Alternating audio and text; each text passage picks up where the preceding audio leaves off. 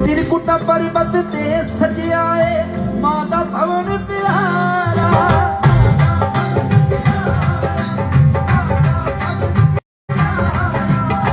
तीन पिंडिया दे दर्शन करके सागर शुक्र गुजारा।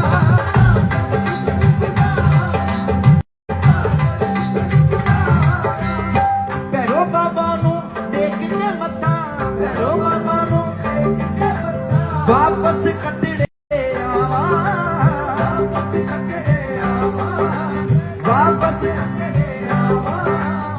घर आके तेरी जोत जगा दे, नदिका आप बिठावा,